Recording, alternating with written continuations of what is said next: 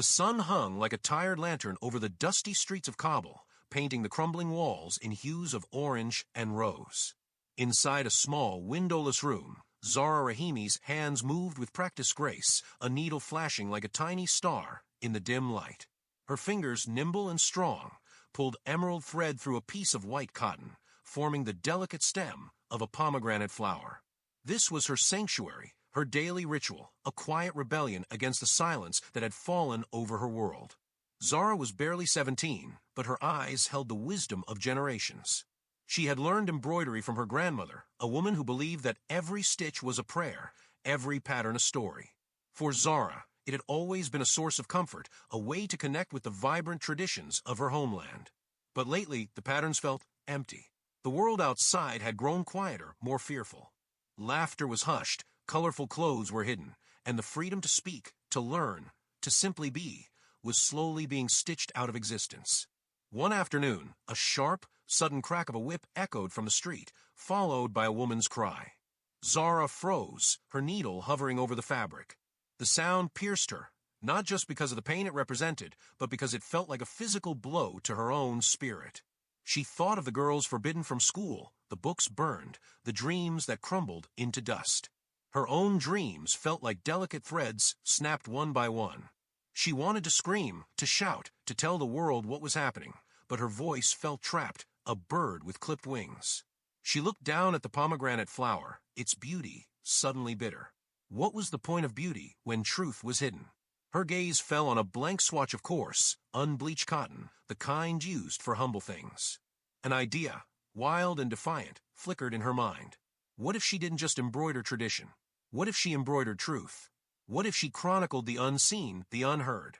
Her first piece was hesitant, almost fearful. Instead of a flower, she stitched a small, barefoot girl, head bowed, clutching a worn book. The stitches were tight, almost angry. She used muted grays and browns for the child's dress, but a defiant splash of deep crimson for the book itself, a symbol of the knowledge that could not be completely extinguished. It wasn't beautiful in the traditional sense, but it pulsed with a raw, undeniable emotion. When she finished, she clutched it to her chest, a tremor running through her. It was a secret, a dangerous one, but it felt like a tiny spark in the encroaching darkness. Days turned into weeks, and Zara's small room became a haven of silent storytelling. Each day, she added a new piece to her hidden collection. There was the vibrant market square, now desolate and empty, stitched in faded, melancholic blues. There was the silhouette of a woman, head covered, but her hands reaching skyward, stitched in a defiant gold. There was the small, trembling hand of a child gripping her mother's burqa, its details so fine it made your heart ache. She used vibrant colors for memories of joy. A child's kite soaring high, a wedding feast, the bloom of spring tulips, and stark, somber tones for the present hardships.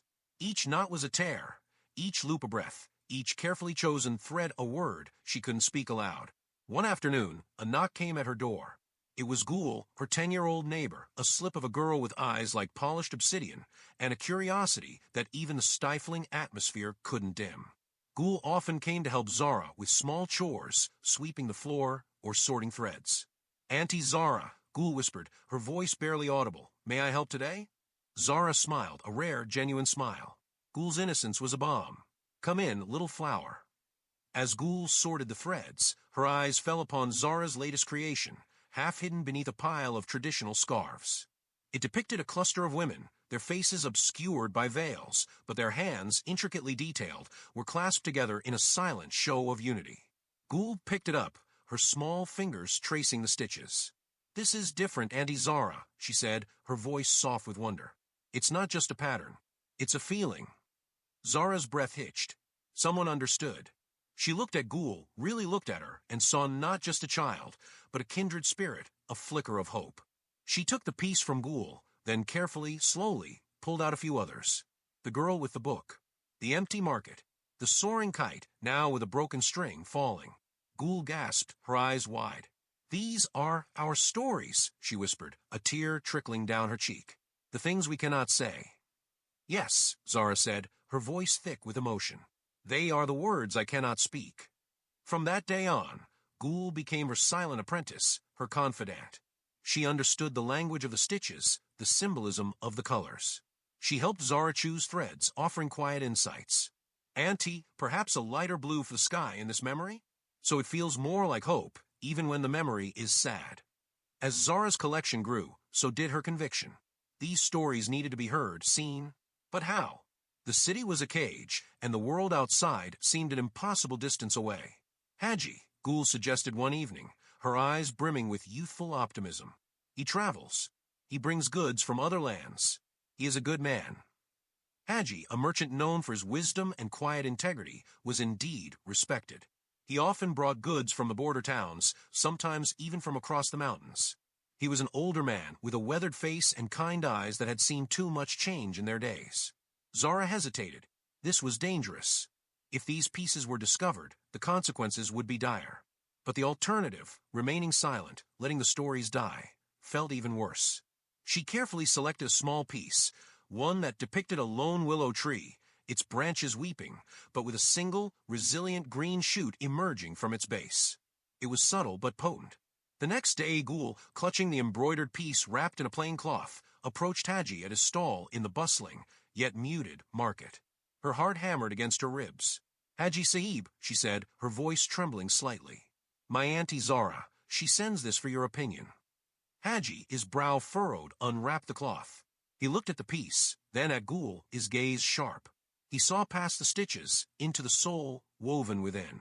He recognized the profound desolation, but also the stubborn, undeniable hope. He knew Zara, a quiet woman, usually only stitched traditional patterns. This was different. This was a message. He looked around, then lowered his voice. Gul, tell Zara I will consider this. Tell her to be careful. He wrapped the piece back up, his hands slow and deliberate, a silent promise. A week later, Haji returned. He sought Zara out, his face unreadable. Zara, he began, his voice low, I have connections. People who understand the language of art, even if they do not understand our spoken tongue. If you wish these stories to travel, I can try. Zara's heart leaped. Hope, fragile but fierce, bloomed within her. Yes, Haji, please. She showed him her collection. He studied each piece, his expression grim. These are precious and dangerous. They must be concealed well. Over the next few months, a clandestine network formed. Haji, using his trade routes, painstakingly smuggled Zara's embroidered stories out of Afghanistan. The pieces were hidden within bolts of fabric, tucked into the linings of baskets, camouflaged amongst other goods. Each journey was fraught with peril, each successful delivery a victory in miniature. The first piece to truly make an impact depicted a child's hand reaching for a fading butterfly, a symbol of lost innocence and fleeting freedom. It arrived in a small gallery in Berlin, disguised as a traditional wall hanging. A young journalist, browsing the exhibit, paused before it.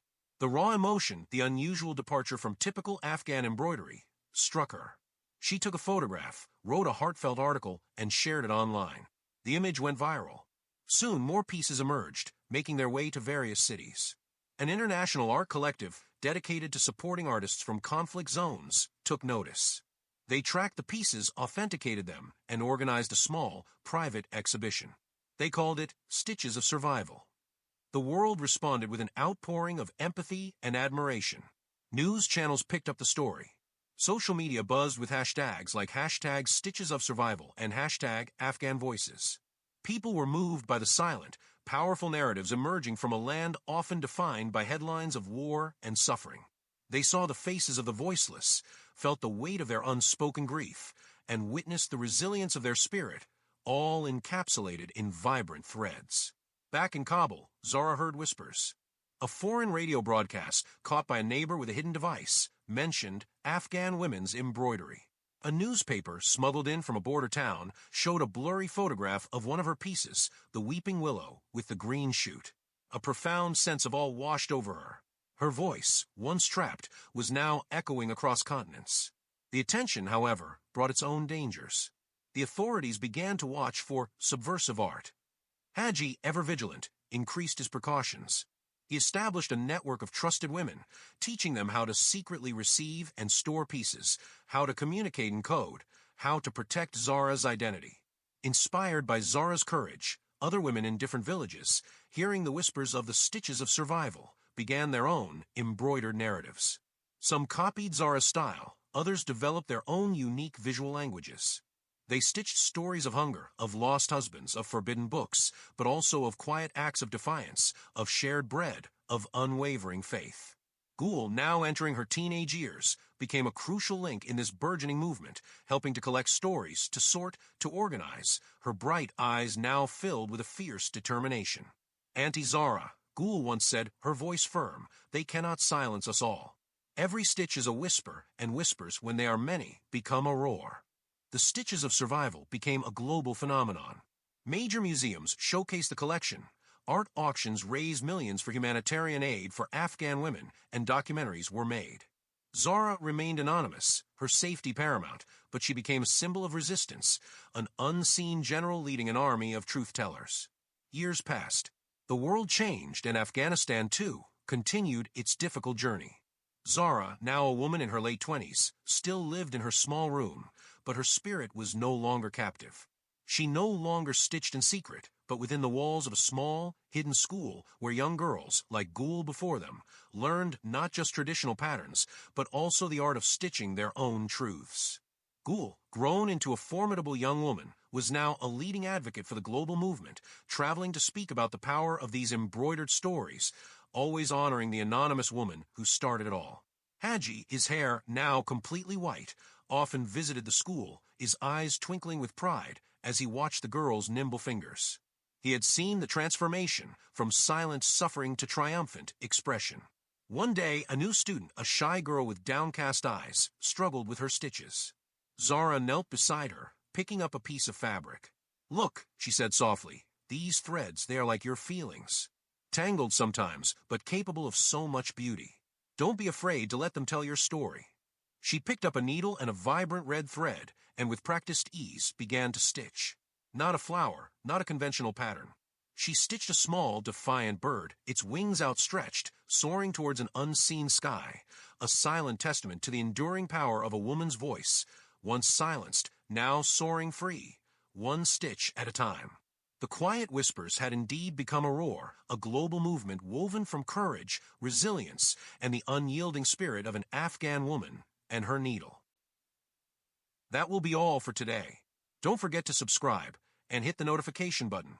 Goodbye.